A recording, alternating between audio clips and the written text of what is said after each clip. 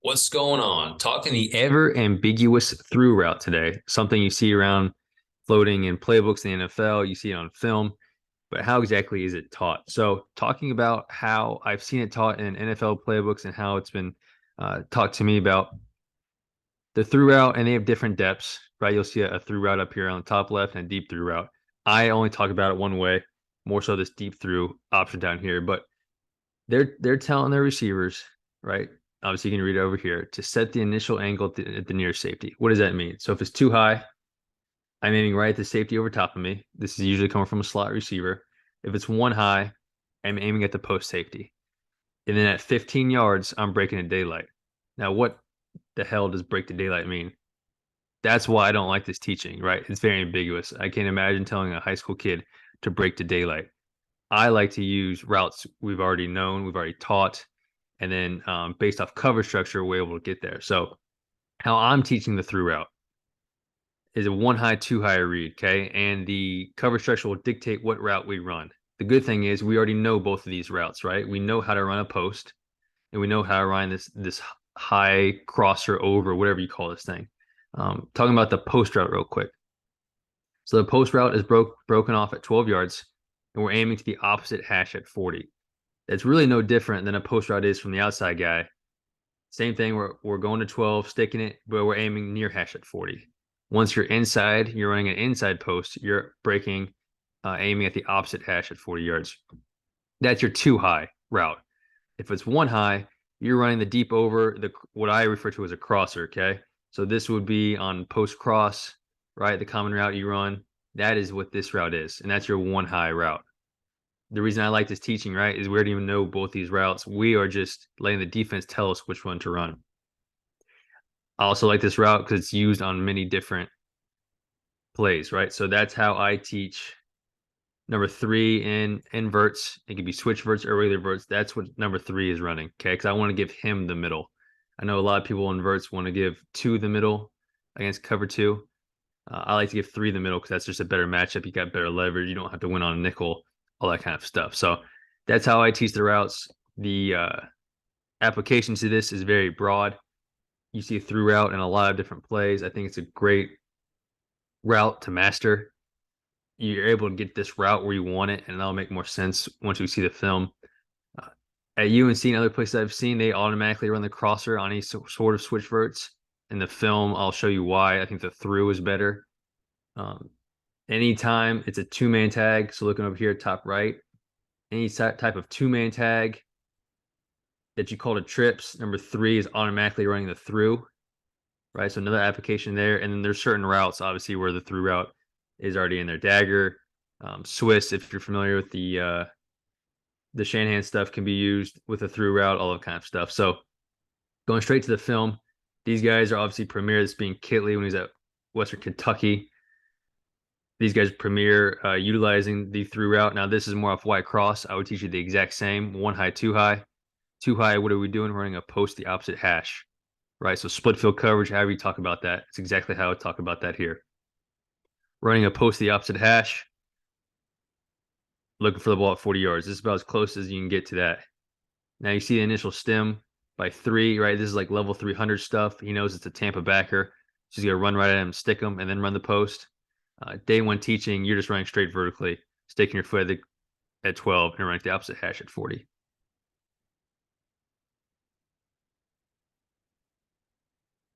Right. So the reason I like this is not verticals, obviously, but the reason I like ignore this up here. So the reason I like three to take the middle inverts is this reason, right? You get a one-on-one matchup on the mic. Now it's an invert safety, but it ends up being the same type of thing. You get a one-on-one instead of having number two have to beat the nickel and the safety back across the field if you run three automatically on the crosser. So we did not teach this route the same way. If we did, it would end up looking just like this in one high. You're running the high cross, right? It's already one high, so I have the indication to go just run the high cross, stem to the middle of the field at 12 yards, take my foot in the ground, and I'm running out of bounds at 25 yards. Like I said, this is not how we taught it, but if we did teach it, it would look just like this. Same thing. We did not teach it off switch verts to read it. This is why you should. Okay, you end up getting the quarters here. Then you see we automatically ran the high cross, no matter what the coverage was. If you were to read it, you can see how much more open this play would be.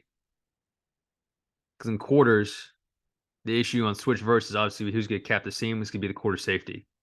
By running the cross underneath him, you get dropped. And even though this play is complete because the safety gets so much more depth, right? You can see how much more crowd it is. If we were to run the through route and step on that safety's toes at 12 yards and then run the post, now we drain him, and now the seam's completely uncapped.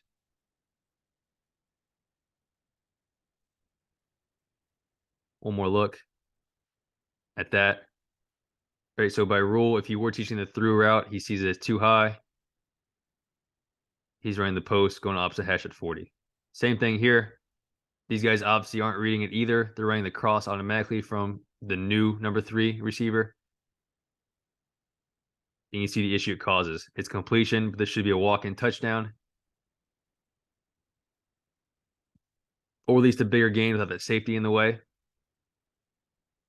But by running the crosser, the safety can now drop you, pass you off, and he's able to sit and cover what is now the new seam route.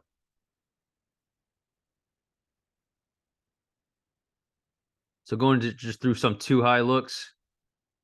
Okay, or middle field open looks, whatever you want to classify it as.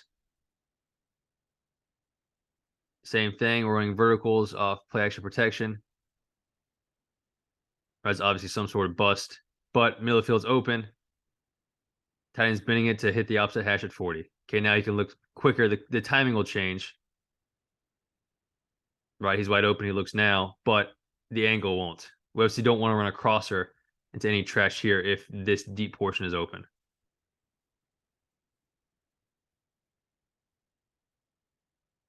This is a beautiful look at what this route looks like in too high. You can see what we're doing. The importance of this route. We're now draining the safety and the Tampa player. And now we're able to in out the hook curl guy on any sort of dagger type concept. And we'll see this in a little bit. If I were just to run the straight crosser, I'd probably get dropped by the mic. The mic can now sit, and now they have 2 guys in the hook and the curl. My hook curl concept is no longer good if they have 2 in that area. Right, so this route is beautiful because you kind of get them where you want them. Right, in too high, I want them over here to work this concept in 1 high. If they were to spin to 1 high, I want him to attack that deep void and create some sort of triangle with these guys. So this route, I think, is takes a little bit of time, takes a little bit of teaching, a little bit of recognition, but it's very much worth it once you get it down. Same look here. So we have a 2-man tag. So go curl flat, go any 2-man tag you already have. If you call it to trips, in the past offenses I've been in, he's been automatic clear out. I'm saying to run the through route with 3. So any sort of 2-man tag, number 3 automatically has a through route. So it's really good. The application is to have your 2 high tag between these 2 guys, your 1 high tag here. So here you have curl flat, and now you get him where you want him, right? If it's 2 high, you got the post to clear everything out. And you have your 2 high side. If it's 1 high, he's running that crosser. Now you have a 1 high triangle with your boundary flood concept. So here you can kind of see it as both. I like talking about it in terms of unless. Right, anytime a player has 2 options on a play, I want to speak unless. So do X unless Y, then do Z. So here I'm saying run a post unless for sure it's closed. Okay, then run the crosser. So any doubt, which I can see some doubt here, 1 high, 2 high, run the post. Right, and we'll work the 2 high side. Here they have like some sort of levels type concept. Right, 1 to 2, it would dunk it down to 2.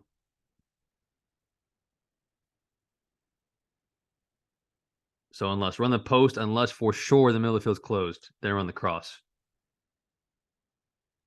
Here's them hitting on it. You can see let's attack that deep space on the hash. Now, when I'm speaking hashes and all that stuff, I'm talking about a college field. In the NFL, you tell the post to hit the opposite divide. At 40 is generally going to be the hash mark in college.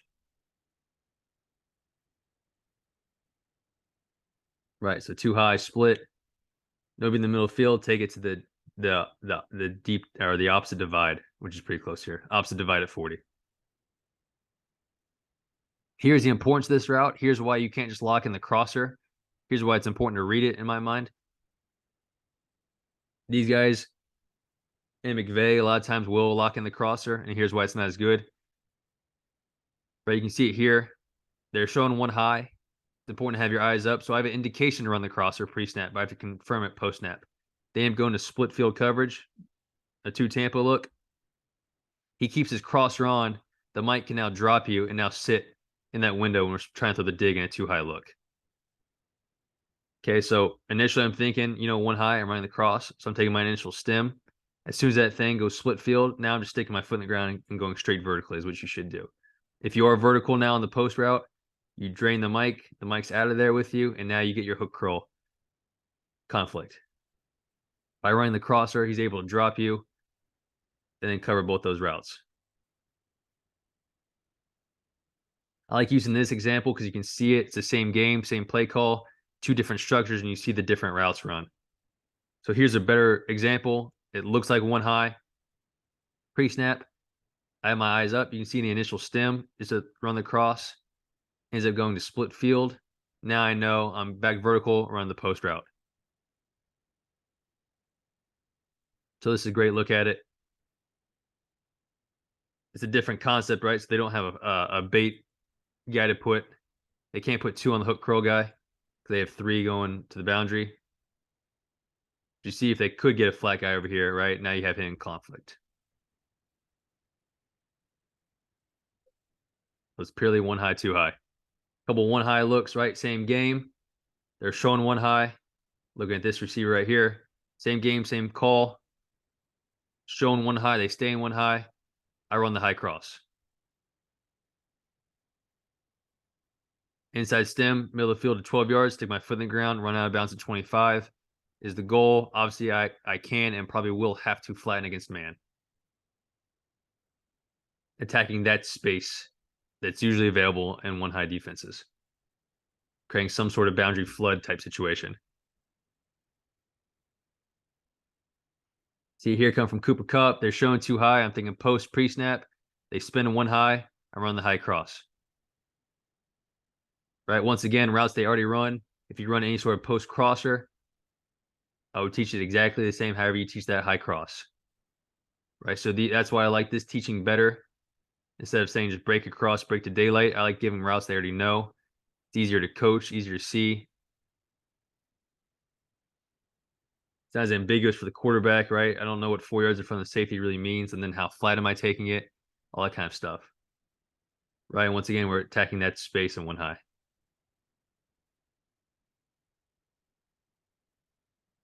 So here's a similar concept to earlier, just flipping it. So you have choice down here. You have a 2-man Indy tag, which is levels up top with number 3 now on the through route. The 1 high defense, I'm thinking high cross. This is something you could discuss when the 3-up player is walling you. You want to go over, or can you throw him by and come flat? I prefer to go over, create the flood. Right now you have a choice route 1-on-1. That is kind of like the beater here. Choice route 1-on-1, you're draining him. Right, if you were to cut inside, it's a big gain there. But if you wanted to at UNC, when we did run the high cross, we were able to throw by. The issue is depending what's over here, you could run into it. If you have like any sort of curl flat and you throw by, now you're crowded with the curl. You're at 15, the curl's at 12. Bad spacing. So I think anytime you're walled from underneath, take it up high. Good coverage here. But by taking up high, you can now see the space created in the middle of the defense. If you were to run a return route, a slant, something back underneath the 3-up player.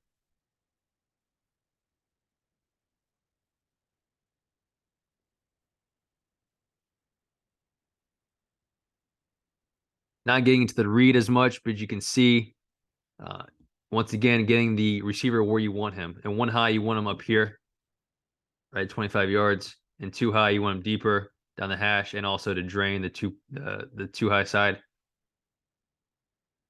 So 1 high, they're running like a form of dagger. one high, the space available up here. Now, this is not how they're reading it, obviously, but that's how I would be reading it. One high and reading the single tag to the high cross coming to it. Right, that throw is much easier on one high than throwing a crowded dig with hook curl defenders everywhere. So if this thing was a two high defense, you see him just clearing straight out around the deep post. Last look, you'll see this a lot on dagger. One high, very obvious one high. Pre-snap, I'm thinking cross. Post-snap, I confirm it. Yes, it is staying one high. Inside stim to 12 yards, run out of bounds at 25. Quarterback and receiver understanding that this thing against man will probably have to be flattened.